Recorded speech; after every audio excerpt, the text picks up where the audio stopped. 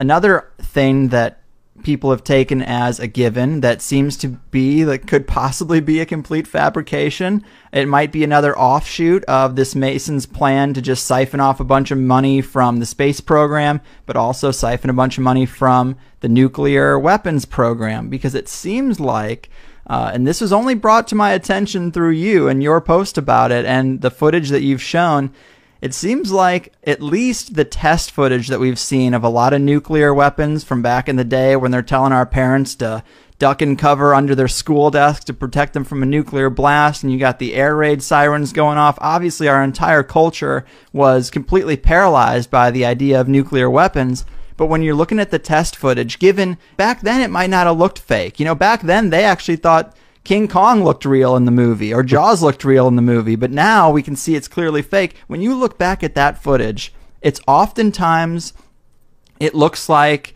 the scale of, say, a subdivision where you're in an empty lot across the street aiming a camera at a farmhouse on the other side of the street, a lot over, and then the blast hits and the farmhouse just gets destroyed. The house just gets ripped apart. But what happened to the camera? You know, who's filming that? The camera is only a couple 100 feet away from that. And in some videos, man, this is the most compelling, is the blast comes from behind the camera. What the hell is that? The blast comes from behind the camera and the house gets blown away out into the background of the shot. And you're like, what kind of camera in that day and age could survive that blast, but an entire building can't? I mean, it seems way out there. You've changed my mind on a little of this. You've dipped my needle further into the fringe for sure. Yeah. So it's just another way to get us scared into giving them more money. So we're giving them hundreds of billions of dollars in this space race that America and Russia were doing, and they also did the Cold War. So they scared us into this nuclear scare, and then stole a bunch more money to build fake nuclear weapons. And so, yeah, nuclear weapons don't exist as such. The tests that you've seen, the very early ones, like you were talking about, are clearly fake, just done on models. Some of the later tests were done using stacked dynamite. You just get a shitload of dynamite and blow it all up, and it makes the mushroom cloud, does the whole thing. And what they'd do is they'd tell one team that, you know, they'd have a bunch of people 20 miles away, say, army guys watching, doing the test. And then you've got, over on one island, these people stacking dynamite, saying that we're doing this for comparative purposes, and the real nuke's going to be over on that island. Meanwhile, they got another team over on that island stacking dynamite for comparative purposes, and the real nuke's going to be on the other island. So they even have military men stacking dynamite that they know is being used for these supposed nuclear explosions, but they believe that they've seen a real nuke, even though they tell them to cover your eyes and put your head in your laps as it happens. You don't see anything until the smoke clears afterwards. But yeah, a lot of military men will swear, you know, up and down that nukes must exist because they were there at some of those tests, and it's just dynamite. They do it beneath water by stacking dynamite in submarines, and you can do it up in the air as well. The Hiroshima and Nagasaki nukes, you can see that they're clearly two superimposed explosions, one on top of each other. There's two smoke plumes made to look like they're one. I actually used this technique several times. If you look at this nuke footage, there's if you go to my website, Nuclear Weapons Do Not Exist, you'll see these 3 documentaries that expose the thing completely. And so not only do so for instance, in Hiroshima and Nagasaki, what happened is that they were firebombed. So the cities were leveled just like Tokyo was firebombed, and the damage is comparable. But they claim that it all happened from one blast. But this is clearly not true, because flowers and plants started growing within a month, and they say nuclear radiation would exist for hundreds, thousands of years and would cause birth defects and everything. But nowadays, Hiroshima's a bustling city. Everyone's living there. Everything's growing there. Radiation's not a problem. There is some radiation after any explosion, so you would be able to go there with a Geiger counter and get some radiation, especially right afterwards, but it dies down quite quickly.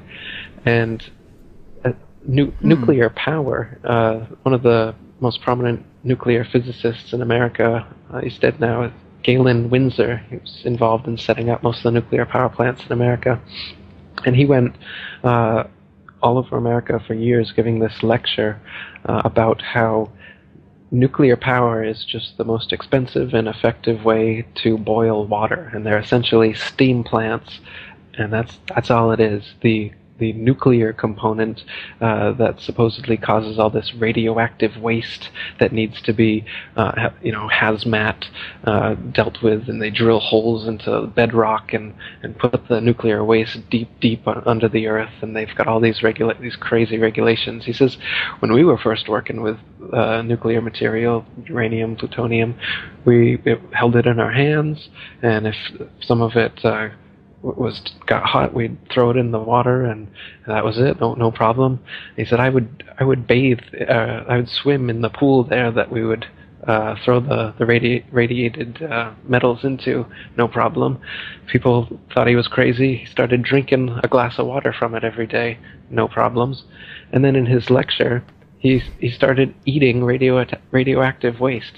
So you can see on YouTube, type in Galen Windsor, and he'll take out a Geiger counter, show you some radioactive material.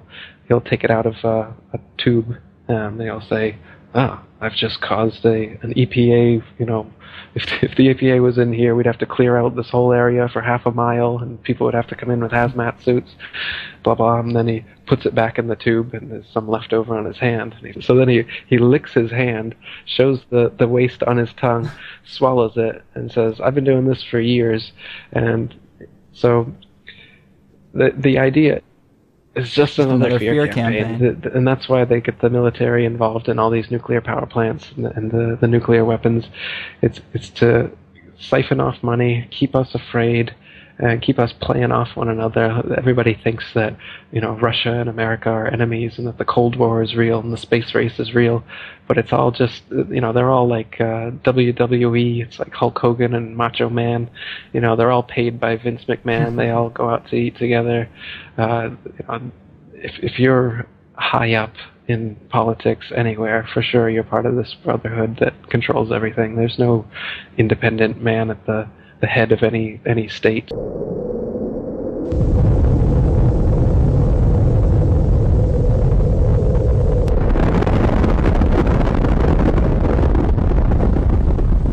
Do nuclear bombs exist? Your immediate answer is yes. But how do you know? During the mid-20th century, television and movie watchers were bombarded with imagery of what was purported to be atomic test footage. But what were they really watching? They couldn't rewind a videotape or rescan through a video on their computer. So what option did they have but to accept these images at their face value? Now we have opportunity to scrutinize these images to see if they hold up to analysis. Take a look at these trees. Now what was that? And who turned the camera?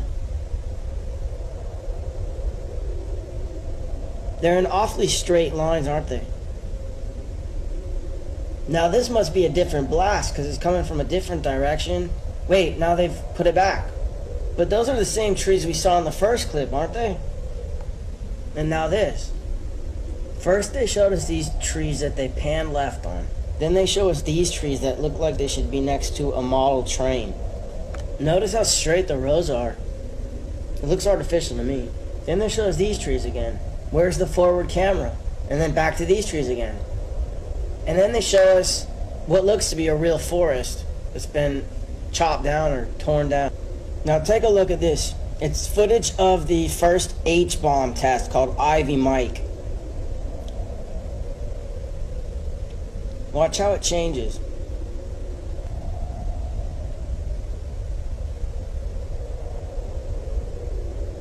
That's a composite. Then it morphs into this.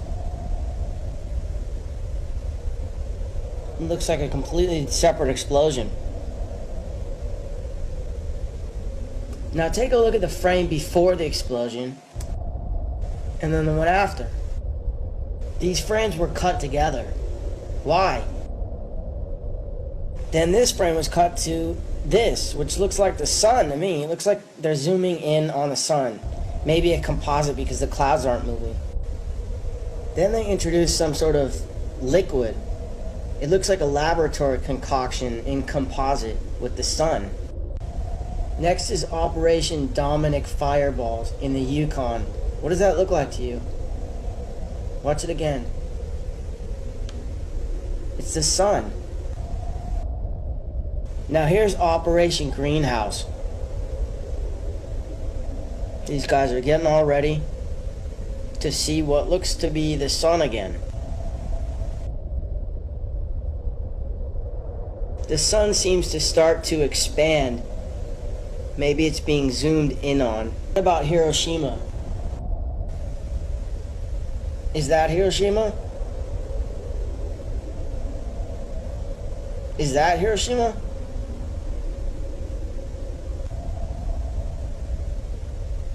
That looks like Hiroshima, but it looks like it's been carpet bombed. Check out this image of Rotterdam. Was that a nuclear bomb? Now compare it to this image of Hiroshima. Actually, this isn't Hiroshima, it's Tokyo after firebombing in 1945. If you accept that FDR might have had foreknowledge of the bombing at Pearl Harbor, maybe you might want to leave room for the possibility that his propaganda machine might have created the myth of atomic bombs. There's no question that the powers that be have ballistics with tremendous explosive capacity. But this shot, for example, could easily be high-volume dynamite. And what are we looking at here?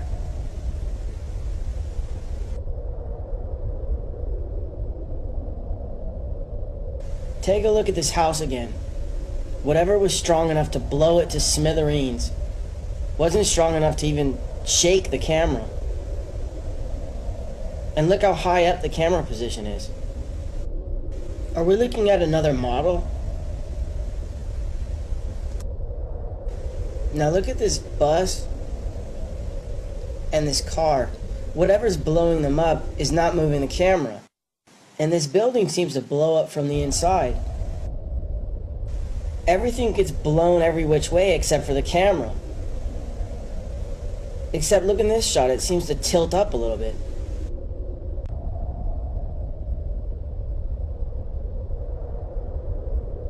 Now this is one of my favorites. Watch the two guys behind the glass. Who's filming them? Isn't he being exposed to all that rocket fuel? Anyways, I'm not trying to convince anyone of anything. If you're hell-bent on believing that they can blow up the world at the push of a button, then go ahead. But next time you hear a politician justifying the invasion of a country based on the fact that they supposedly have weapons of mass destruction, realize that they're not only lying about the other country supposedly possessing weapons of mass destruction, they also may be lying about the very existence of weapons of mass destruction.